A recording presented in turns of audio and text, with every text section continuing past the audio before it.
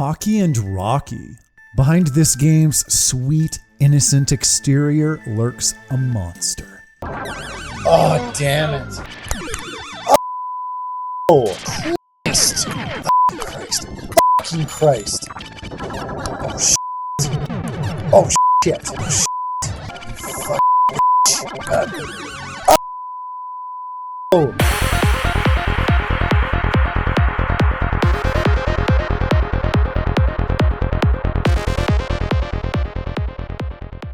Pocky and Rocky, even though it is a monster of a game in terms of its difficulty, it's still one I have a lot of nostalgia for, because it's one of those games I would play with my neighborhood friends way back in the day when I was much younger. But even though we never beat it, I still really enjoyed my time with it. And there's a good reason we didn't beat it. That's because it was a multi-directional scrolling shooter, which was incredibly difficult today, let alone for a couple of kids. Being a multi-directional scrolling shooter generally means one thing. That means running and gunning. It means shooting at anything on screen that's coming at you from any direction, while at the same time constantly avoiding enemy projectiles as well. And it can be a lot of fun. And this game is, if you are in the right mindset for that type of gameplay. I don't play multi-directional scrolling shooters at all. This is the only one I've ever really played at any length. But it's a great time whether you're by yourself or, even better, playing with a friend. Just be ready to die. Lots. The gameplay of Pocky and Rocky is super straightforward and easy to pick up, but it will take time to master. Generally, you're making your way through linear levels within a certain amount of time, gunning at anything that moves while simultaneously blocking and dodging enemy fire, while along the way finding secrets, collecting health, collecting shields, collecting weapon power-ups and bombs. And the weapon power-ups in particular are super useful and will make the levels an absolute breeze if you are able to hold onto them for more than 10 seconds, because I pretty much guarantee you will lose weapon power-ups initially very quickly as you start playing this game for the first time. But over time, you will learn to master it, you'll be able to hold on to them longer, and they'll make your traversal through the levels that much more easy when you're going through it the 10th, 20th, 30th time. As you make your way through the game, you will encounter unique and various enemy types as you go through the different levels.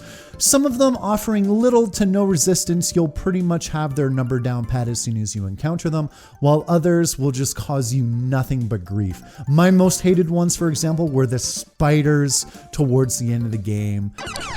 The spiders. They are the fucking worst. They are the absolute worst. They were so annoying for me to a point I would just try and run past them instead of having to deal with them. The boss battles at the end of every level, while initially difficult, are still quite fun, and generally it doesn't take more than a handful of tries in order to figure out what their attack rotations are and how to dodge their attacks appropriately. And if they are giving you a bit of difficulty, generally if you have stockpiled a couple of bombs and use them appropriately, it usually makes short work of bosses.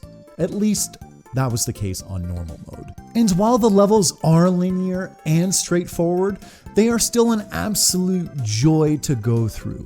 They have great looking environments, adorable sprites, and they often have a fantastic soundtrack as well. There are even a few secrets along the way, so be sure to shoot at anything and everything that looks even remotely suspicious. Pocky and Rocky does have a few technical hiccups, but usually it's in the same form.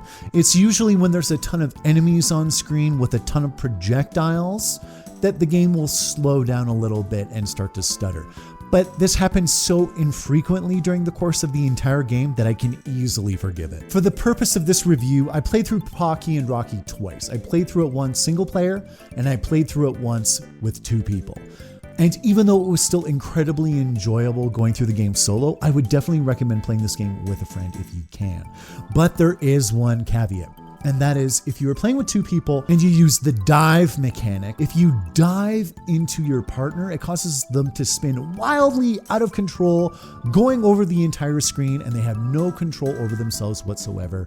So they will be easily hit by oncoming enemy fire, or fall off cliffs or into water. But even with this mechanic, it is still so much fun to play 2 people, because at times you'll laugh, at times you'll cry, and it just makes the game that much more chaotic. Yes, makes it a bit more difficult, because playing with 2 people generally makes the game easier. This mechanic was put in place to make 2 players just that bit more difficult in order to balance out the difficulty of the game itself.